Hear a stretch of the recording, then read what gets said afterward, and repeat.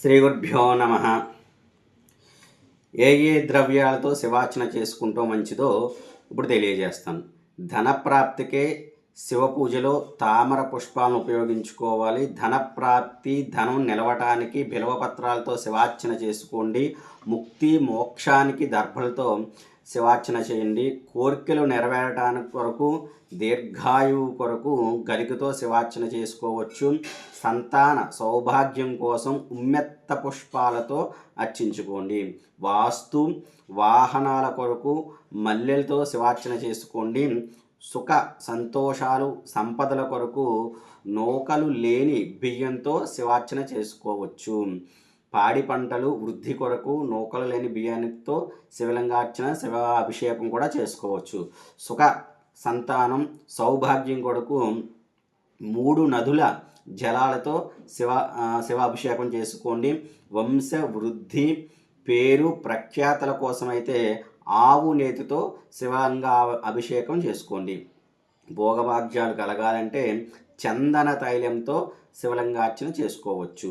రోగ నివారణ కోసం తేనెతో శివలింగ అభిషేకానికి పాదరస శివలింగ అభిషేకం చేసుకోండి.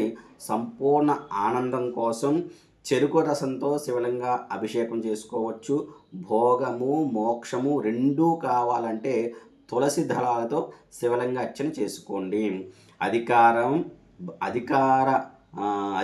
యొక్క బాధలు తొలగిపోవాలంటే జిల్లేడు పూలతో చేసుకోవాలి. విద్యాబుద్ధులు కలగాలంటే తెల్ల తామర పుష్పాలతో శివలింగ అర్చన చేసుకోవచ్చు. శీఘ్ర వివాహం కొరకు మందార పుష్పాలతో శివలింగాన్ని అర్చించుకోండి. అలాగే ప్రేమ వివాహం విజయాల కొరకు గులాబీలతోటి అర్చించండి. రోగ బాధలు తొలగిపోయి మంచి ఆరోగ్యం కలగాలంటే తుమ్మి పుష్పాలతో, ద్రోణ పుష్పాలతో శివలింగార్చన చేసుకోండి. ప్రాణ సంకటాల నుండి బయటపడాలంటే నువ్వుల నూనెతో శివలింగ అభిషేకం చేసుకోండి. ప్రాణాపాయం నుండి బయటపడాలన్నా సముద్రం యొక్క కల్లుప్పుతో, ఉప్పుతోటి దొడ్డుప్పు అంటారు, ఆ దొడ్డుప్పుతోటి శివలింగార్చన చేసుకోండి. గోబ్రాహ్మణ హత్యా పాపకాలు తొలగిపోవాలంటే సువర్ణ పుష్పాలతో అభిషేకం చేయండి. లేదా సువర్ణ జలాలతోటి పాదరస శివలింగ అభిషేకం చేసుకోండి. రుణ బాధలు అప్పులు తీరాలంటే రజిత పుష్పాలతోటి అర్చించండి. దొంగల బాధలు తీరాలంటే పళ్ళ రసాలుతో శివలింగ అభిషేకం చేసుకోండి. అన్యోన్య దాంపత్యం కావాలన్నా పాలు తేనె 2 కలిపి శివలింగ అభిషేకం చేసుకోండి. అధికారం చేజిక్కుకోవాలన్నా, అధికారం సంపాదించుకోవాలన్నా అష్టగంధముతో శివలింగ అర్చన కానీ అభిషేకం కానీ చేసుకోండి. ఉద్యోగ ప్రాప్తి కలగాలంటే అన్నం బెల్లం 2 కలిపి శివలింగానికి అన్నాభిషేకం చేయండి.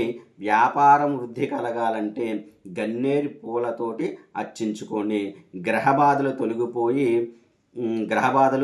గ్రహాల ఇబ్బందులు తొలగాలంటే నవరత్నాలతోటి స్వామివారిని అర్చించండి.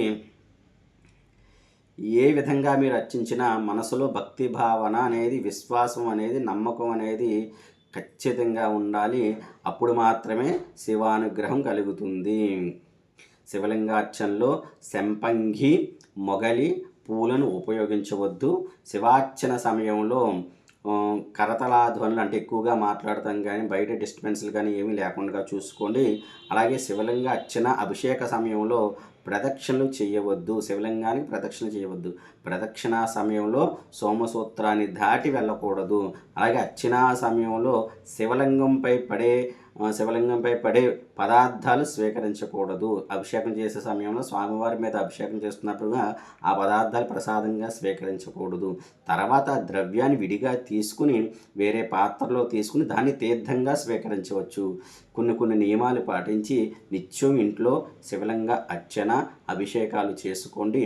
స్వామివారి యొక్క అనుగ్రహం చేత మీరు అనుకున్న కోరికలన్నీ కూడా నెరవేరుతాయి. శివానుగ్రహం కలిగితే కనుక నవగ్రహ దోషాలన్నీ కూడా తొలగిపోతాయి. పాపకర్మలు, ప్రారబ్ధ కర్మలు తెలిసి తెలియక మీ పూర్వీకులు చేసిన గత జన్మల్లో మీరు చేసిన కర్మదోషాలన్నీ కూడా చాలా వరకు శివానుగ్రహం కలిగితే కనుక అవన్నీ కూడా పటాపంచులైపోతాయి.